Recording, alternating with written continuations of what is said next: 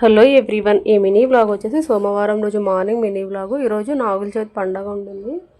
ఉదయం 4 గంటలకు లేసి పనులు మొదలు పెడితే నాకు పనులు అన్నీ అయిపోయేసరికి 12 అయ్యింది కరెక్ట్. అసలు ఎంత టైం పట్టింది.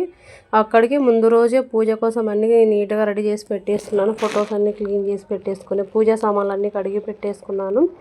అక్కడికి ఉదయం 4 గంటలకు లేచినా సరే ఇప్పటికి అయిపోలేదన్నమాట. పని వచ్చేసి పూజ అయిపోయింది. గుడికి వెళ్ళి పుట్ట దగ్గర పాలైతే పోసేసాము నేను మా ఆయన. పిల్లలైతే స్కూల్కి వెళ్ళారు.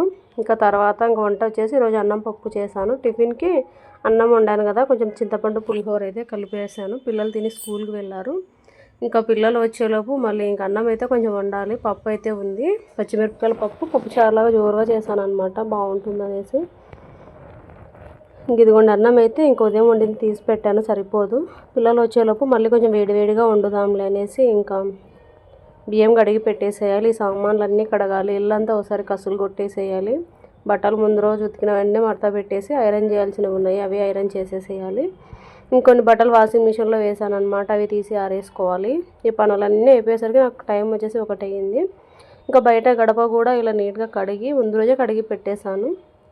ఉదయం లేచి పసుపు రాసి కుంకుమ పసుపు బొట్లు పెట్టి బియ్యం పిండితో ముగ్గు అయితే పెట్టేశాను. ఇలా సింపుల్గా పూజ అనేది ఇలా పండగ బాగా ప్రశాంతంగా జరిగిపోయిందనమాట.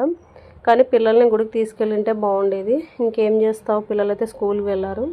ఇంకా ఇదిగోండి సామాన్లు అన్నీ కడిగి కిచెన్ అంతా నీట్గా తుడిచి సర్ది పెట్టేసి ఇల్లంతా కసులు కొట్టిన తర్వాత ఇప్పుడు ప్రశాంతంగా ఉంది. 4 గంటలు లేస్తే 12 అయిందనమాట. ఈ పనులన్నీ అయిపోయేసరికి ఇంకా అన్నం ఒకటి వండే